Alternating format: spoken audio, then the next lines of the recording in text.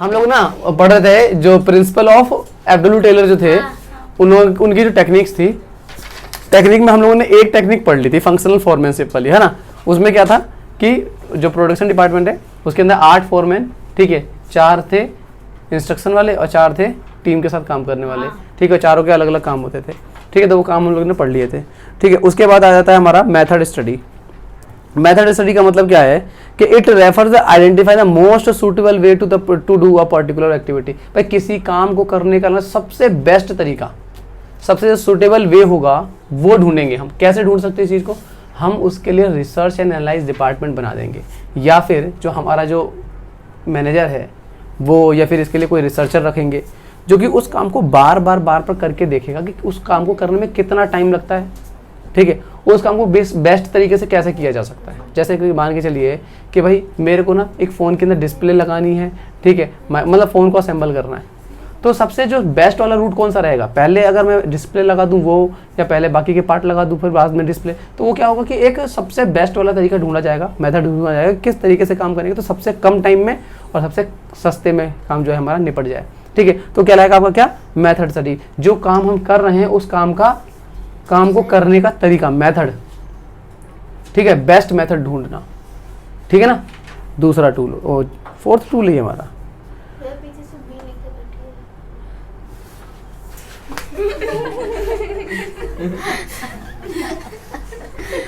B for बंदर। सही है, सब मिल भी रहा है, थोड़ी सी वीडियो में भी आ गया। देखो ये बोले बी फॉर बंदर, कौन से स्कूल में पढ़े हो भाई? सरकारी पढ़ी हो उसके बी फॉर बंदर होता है, M for monkey, M for monkey, M for बंदर।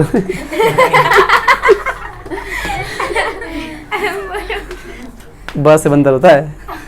मोशन स्टडी, दूसरा तो करा। हाँ मोशन स्टडी तो अगला। हाँ, पांचवा। दूसरा अच्छा बीच में कोई छूटा हुआ है क्या पहले? दूसरा और तीसरा नहीं, ये हो बता गया। दिया था, हो गया, वही बताया तो हुआ दिया है, था। सिंप्लीफिकेशन ना, हाँ, हो गया, बता दिया है। सब बता दिए यहाँ पर। Motion study, it refers to a technique to study the movement those the necessary of the doing a well defined job। मतलब कहने का ये है कि एक काम को करने के लिए आप कितने मोशंस करते हो। मोशन करने का मतलब क्या हो गया कि जैसे एक एग्जांपल लेते हैं, वो इन्होंने एक जगह देखा था, उदाहरण के लिए एक प्रयोग के दौरान ये पाया गया कि मकान बनाने वाला जो ईंट जो रखता है, मिस्त्री जो है ईंट रखता है, तो वो ना 18 बार मूवमेंट करता था उस ईंट को दीवार पे रखने में। पहले ईंट को भिगोएगा, फिर इस पे मसाला लगाएगा, फिर वहाँ पे रखेगा, फिर साइड से मसाला काटेगा, बहुत सारी चीज़ें करके वो 18 बार 18 स्टेप करता था वो। जब कैमरा लगाया गया वहाँ पे बारीकी से अध्ययन किया गया उसके ऊपर कि उसमें कितने मूवमेंट एक्चुअल में होने चाहिए थे, तो पता चला कि 5 मूवमेंट में जो वो एक ईंट वहाँ पे लग जा रही है। इसका मतलब क्या है कि वो जो बंदा है वो ज़्यादा स्टेप फालतू के ले रहा है, समझ में आएगा। तो उससे बोलेंगे कि भाई ये जो स्टेप आप ले रहे हो, बीच में तम्बाकू बना रहे हो, बीड़ी पी रहे हो, ये वाले स्टेप हटाओ, ठीक है ना। और इसको वीडियो की जरूरत ज़्यादा बड़ी होती है तो क्या वीडियो बेचारी देखती रहती है हाँ, तो ना, यहाँ पर।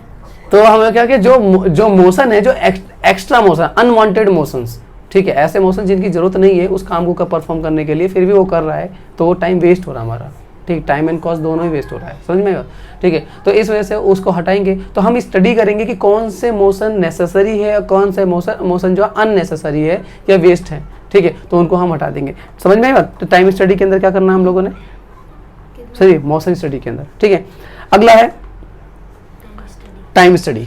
टाइम स्टडी का पॉइंट क्या है कि इसके अंदर it refers to determine the standard time to require the complete a particular activity. इसके अंदर एक पर्टिकुलर एक्टिविटी को करने में कितना टाइम लगता है वो स्टैंडर्ड तय करना। अब जैसे मैंने कहा कि भाई हमारा जो एक पेन बन रहा है उस पेन को बनाने में, पूरा फाइनलाइज करने में 3 मिनट लगने चाहिए, समझ में आई बात।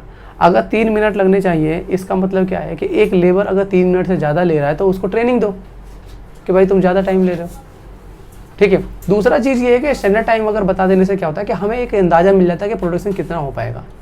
एक पेन बनाने में 3 मिनट, तो 1 घंटे में 20 मिनट और 20 पेन, हाँ है ना। और 1 घंटे में 20 पेन तो 8 घंटे में 160 पेन। और इस हिसाब से तुम मंथ का, ईयर का या फिर क्या बोलते हैं वीकली तुम बता सकते हो ना कि कितना पेन का प्रोडक्शन हम कर सकते हैं। तो आपको अपनी कैपेसिटी भी पता चल जाती है इससे, ठीक है ना। कभी ऑर्डर आ रहा है तो आप बता सकते हो कि भाई इतना टाइम तो हमें कम से कम लगेगा, समझे। तो मतलब कहने का है कि एक स्टैंडर्ड टाइम कितना लगना चाहिए ये तय कैसे करा जाएगा। पहले उसे एक्सपर्ट्स लोग उसे काम को करके देखेंगे उसको, और उसको देखेंगे कि भाई ये कितना टाइम लगा रहे हैं, उसके हिसाब से एक स्टैंडर्ड टाइम तय किया जाएगा, ठीक है ना। चलिए जी, अगला है फैटिग्यू स्टडी। फैटिग्यू थकान अध्ययन। इसके अंदर क्या है कि हम ना जो हमारे जो वर्कर काम करते हैं उनके जो थकान का अध्ययन करते हैं कि वो कितना थक रहे हैं काम करते करते। अब जैसे कोई एम्प्लॉय है, वो आपके पास फैक्ट्री में काम करने के लिए आया, काम करेगा पूरा दिन, ठीक है। दिन में आपने 1 घंटे का लंच दिया, ठीक है। उस 1 घंटे में वो 15-20 मिनट में खाना खा लेगा, 20-25 मिनट वो आराम करेगा, थोड़ा बैठेगा, ठीक है। और उसके बाद दोबारा काम पे लग जाएगा, ठीक है। तो अगर काम आपका बहुत ज़्यादा हार्ड है, बहुत ज़्यादा हार्ड है, तो आपको उसके हिसाब से टाइम पीरियड का गैप भी तो देना पड़ेगा। समझ में आई बात। मान के चले लेबरिस्टिक काम है, बहुत ज़्यादा मेहनत का काम है, तो वो आधे घंटे में, कोई कंपनी होती है आधे घंटे का ब्रेक देती है, कोई कंपनी 45 मिनट का ब्रेक देती है, कोई 1 घंटे का ब्रेक देती है। तो डिपेंड करता है उसका काम कैसा है। अगर काम बहुत ज़्यादा हैरेस करने वाला है, थकान करने वाला है, और उसके बावजूद आप जो ब्रेक दे रहे हो बहुत छोटा ब्रेक दे रहे हो, ठीक है, तो ऐसे में वो थका ही रहेगा, और थका रहेगा तो काम आप कर ही नहीं पाएगा। मतलब वो नॉन वर्किंग आवर जो 1 घंटे का जो था, जिसमें उसे काम नहीं करना था, उसमें तो वो करेगा ही नहीं, प्लस में जो वर्किंग आवर थे उसमें भी वो सही से काम नहीं कर पाएगा, तो आपको ही नुकसान हो रहा है ना। तो आपको ये पता होना चाहिए कि आपके लेबर, आपके जो वर्कर हैं वो कितना थक जाते हैं काम करने के बाद। समझ में आई बात, ठीक है। उससे हिसाब से ये पता होना चाहिए कि भाई कोई कंपनी आपको 1 ब्रेक देना है या 2 ब्रेक आपको जरूरत है, 2 ब्रेक भी दे सकते हो, ठीक है। 2 ब्रेक मतलब एक 12 बजे दे दिया आधे घंटे का, और एक टी ब्रेक दे दिया 4 बजे के आसपास, इस तरीके के, ठीक है। 2 ब्रेक भी दे सकते हो आप रेस्ट करने के लिए, ठीक है जी। तो ये जगह इसके अंदर it refers to determine the duration of frequency of rest of interval to complete a particular job. एक पर्टिकुलर जॉब को करने के बाद आप कितने टाइम का रेस्ट कर सकते हो, ठीक है ना। अब जैसे मान के चलिए जो पेन की फैक्ट्री में हमारा एक पेन बनाने में 3 मिनट लग रहे थे, तो 3 मिनट लगे, फिर एक और पेन बनाया, फिर एक और पेन। भाई कितने पेन लगातार बना सकते हो क्या? 100, 1000, लाख? कुछ तो एक टारगेट होगा ना कि उसके बाद थोड़ा सा रेस्ट चाहिए ना बॉडी को। तो मान के चलो कि भाई 10 पेन बनाने के बाद रेस्ट चाहिए, तो 10 पेन बनाने के बाद रेस्ट कितना, 1 दिन का? 1 मिनट, 2 मिनट, 5 मिनट कुछ रेस्ट चाहिए। तो एक स्टैंडर्ड यूनिट तय किया जाएगा ना कि भाई कि कितने चीज की कितनी जरूरत है, ठीक है। अगला है आपका डिफरेंशियल वेजेस सिस्टम है, differential piece rate. Wages system और पीस रेट दोनों का अलग रहना, मतलब अलग रहना चाहिए। मतलब ये जो टेलर थे उन्होंने ये तय किया, वो इस चीज़ को बहुत ज़्यादा जोर देते थे। वो कहते थे ना कि बराबरी से सैलरी नहीं दी जानी चाहिए।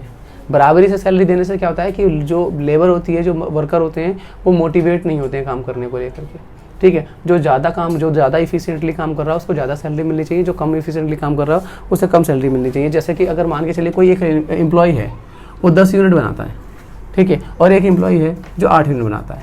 हमने टारगेट तय कर दिया कि जो बंदा 10 या उससे ज़्यादा अगर प्रोडक्शन करता है तो उसकी जो पर आवर का जो रेट होगा ना, पर आवर या पर पीस का जो रेट होगा, वो पर पीस का रेट जो होगा वो 50 रुपये का होगा, ठीक है। और जो 10 से कम रहेगा उसके लिए जो रेट रहेगा वो 40 रुपये का रेट रहेगा। मान के चलिए एक बंदे ने 10 बनाया, तो इसको जो पीस रेट मिलेगा वो 10 रुपये के हिसाब से 500 रुपये मिलेंगे इसको। पर जो 8 पीस बनाएगा उसको 40 के हिसाब से 320 रुपये मिलेंगे। समझ में आई बात। एक तो इस तरीके से डिफ्रेंशिएट कर सकते हो आप, है ना। मतलब कहने का ये है कि जो बंदा कम रेट से कम यूनिट पे काम करता है, कम यूनिट बनाता है, उसका रेट ही घटा दिया मैंने ये नहीं कहा कि भाई 8 पीस के हिसाब से 50, 8 पंजे 40, 400 रुपये दे दो, नहीं, उसका रेट ही घटा दिया। तो वो अब और ज़्यादा मेहनत करेगा। वो बोलेगा कि यार 2 पीस बना लेता हूँ ना, खाली सिर्फ 2 पीस बना लेता हूँ, तो 2 पीस बनाने को के लिए 40 रुपये इंटू 2 पीस इंटू 40, 80 रुपये नहीं बढ़ेंगे। देखो ना, सिर्फ 2 पीस अगर बढ़ा देता है ये बंदा अपना बनाना, तो उसकी इनकम 180 रुपये बढ़ जाएगी, है ना। क्योंकि उसका जो रेट है ना, पर यूनिट रेट, वही बढ़ा दिया जाएगा। पहले वो 8 रुपए के 8 पीस बना रहा था तो उसका रेट 40 रुपए लग रहा था, पर जैसे ही वो 2 पीस और बना देगा तो उसका रेट 50 रुपए लगने लग जाएगा ना। समझ में आई बात? तो इसे कहते हैं डिफरेंशियल पीस वेजेस सिस्टम। ठीक है, कि जितना पीस बनाओगे उसके हिसाब से आपका रेट तय होगा। अगर बहुत ज़्यादा काम करने वाला, अगर मान के चलो एक और कैटेगरी बना देता हूँ मैं कि अगर कोई 15 पीस बनाता है उसको 60 रुपये का रेट दिया जाएगा। तो अगर ये 15 पीस बनाता है तो इसको 60 रुपये के हिसाब से 900 रुपये बन गया, है ना। अब इस बंदे को ये सोच रहा होगा कि अगर मैं 5 पीस और बना देता हूँ तो सीधे सीधे 900 रुपये कमाऊंगा, जबकि अगर 4 पीस भी अगर बनाएगा ना तो 14 बनाएगा और 14 पंजे 70 कितना 700 रुपये। फिर भी 200 रुपये का डिफरेंस आ रहा है, एक पीस की वजह से 200 रुपये का डिफरेंस आ जा रहा है। तो वो लालच आ जाएगा ना मन में कि सिर्फ एक पीस बनाना है और बढ़ेंगे कितने 200 रुपये बढ़ जाएंगे। आई बात समझ में? इसलिए वो ज़्यादा मोटिवेट हो जाएगा, ठीक है ना, क्योंकि वो स्लैब में ही अलग में पहुंच जाएगा, वो इस वाले स्लैब में पहुंच जाएगा। ठीक है, तो हर बंदा ये नहीं सोचेगा मैं ज़्यादा पीस बनाऊं, वो सोचेगा कि भाई किसी तरीके से मेरे को अगले स्लैब में पहुंच जाना है। समझ में आई बात? ठीक है, अगला है मानसिक क्रांति, मेंटल रिवोल्यूशन लेकर के आना होगा। ठीक है, it refers to the change in the attitude of the management and the worker towards another from the competition और कोऑपरेशन। एक तो कंपटीशन और कोऑपरेशन के अंदर आपको एक मेंटल रिवोल्यूशन लेकर के आना पड़ेगा। ये समझना पड़ेगा कि आप मैनेजर के बिना कुछ नहीं हो और मैनेजर वर्कर के बिना कुछ भी नहीं है। समझ में आई बात? दोनों एक दूसरे के साथ कंपटीशन कोऑपरेशन करके ही चल सकते हैं। ठीक है, तो ये हमारा पॉइंट हो गया ख़त्म। ठीक है, हमारे टूल्स खत्म हो गए। 9 टूल हैं आपके पास। ठीक है, मतलब कहने का 9 टूल ये और 4 सिद्धांत, टोटल 13 पॉइंट हो गए आपके। 13 ही फ्यूल के थे, 13 ही टेलर के थे, 14 फ्यूल के हैं और 13 टेलर के हैं। क्लियर है? ठीक है, कंपैरेटिव स्टडी पढ़ लेते हैं एक बार, थोड़ा सा कंपैरेटिव स्टडी क्या है कि टेलर और फ्यूल के प्रेस्क्रिप्टिव देख लेते हैं कि टेलर के जो सिद्धांत होते हैं वो कारखाने में लगते हैं, क्योंकि बार बार वर्कर आ रहा है ना, काम करने का तरीका, मोशन, स्टडी, है ना, मेथड, फैटिग्यू, थकान, ये सब चीज़ें क्या आ रही है कारखाने में चल रहे हैं, है ना। तो जो टेलर के सिद्धांत ज़्यादातर कहाँ पे लगते हैं? कारखाने में लगते हैं, जबकि फ्यूल के सिद्धांत जो है वो उच्च स्तरीय प्रबंध में लगते हैं, जो ऑफिशियल वर्कर्स होते हैं वहाँ पर ऑफिस में लगते हैं। ठीक है, टेलर के सिद्धांत के अंदर यूनिटी ऑफ कमांड होती है कि एक ही व्यक्ति कमांड दे रहा होता है इसके अंदर, जबकि फ्यूल के सिद्धांतों को आदेश की एकता का आदेश की एकता का उल्लंघन होता है। 8 व्यक्ति एक ही लेबर को निर्देश दे रहे थे, था ना। फंक्शनल फोरमैनशिप के अंदर क्या था कि 8 लोग एक ही वर्कर को इंस्ट्रक्ट कर रहे थे। तो ये क्या है? यूनिटी ऑफ कमांड का जो है अवहेलना हो रही है। ठीक है, जबकि फ्यूल के अंदर इसे सख्ती से लागू किया जाता है। ठीक है ना, यूनिटी ऑफ कमांड को। अच्छा जी, अगला एप्लीकेबिलिटी, विशेष परिस्थितियों में लागू होना। FW टेलर के जो है विशेष परिस्थितियों में लागू होते हैं, जबकि जो फ्यूल के सिद्धांत है वो सार्वभौमिक है, मतलब यूनिवर्सल एप्लीकेबिलिटी है, हर जगह लागू हो जाते हैं। ठीक है, बेसिस ऑफ फॉर्मेशन के बारे में बात करते हैं, वैज्ञानिक ढंग से अवलोकन का प्रयोग द्वारा वैज्ञानिक प्रबंधकों का सिद्धांत का प्रतिपादन किया जाता है। ठीक है, साइंटिफिक वे में इसको परफॉर्म किया जाता है, जबकि व्यक्तिगत अनुभव, जबकि फ्यूल जो ने बनाए थे वो क्या थे? पर्सनल एक्सपीरियंस के भी आप पर जो है ये सारे के सारे प्रिंसिपल बनाए थे। ठीक है, फोकस क्या होता है? काम को सिंप्लीफाई करना, जितना हो सके उतना काम को सिंप्लीफाई कर देना, साइंटिफिक वे में कंप्लीट करना। जबकि सिद्धांत जो ये वाले थे, इसके सिद्धांतों का पालन करके प्रशासन में सुधार लाना। ठीक है, मेंटल रिवोल्यूशन करना, जो थिंकिंग है मैनेजर की और एम्प्लॉय की, उसकी थिंकिंग में बदलाव लाना। पर्सनालिटी, इसके अंदर जो है साइंटिफिक वर्ड से वो जो कहते हैं FW टेलर के तो नाम ही प्रिंसिपल के नाम ही साइंटिफिक है, तो इसमें जो है साइंटिफिक व्यू नेचर के तरीके से देखा जाता है। जबकि इसके अंदर क्या है? पेशेवर प्रोफेशनल वे में काम किया जाता है। एक्सप्रेशन जो है वैज्ञानिक प्रबंध कहा जाता है इसको, जबकि इसकी प्रशासन के समान विचारधारा, इसमें जो है ये देखा जाता है कि सबकी जो है थिंकिंग जो है वो सबकी जो है सुधर जाए। ठीक है जी, खत्म पॉइंट, हमारा चैप्टर भी खत्म।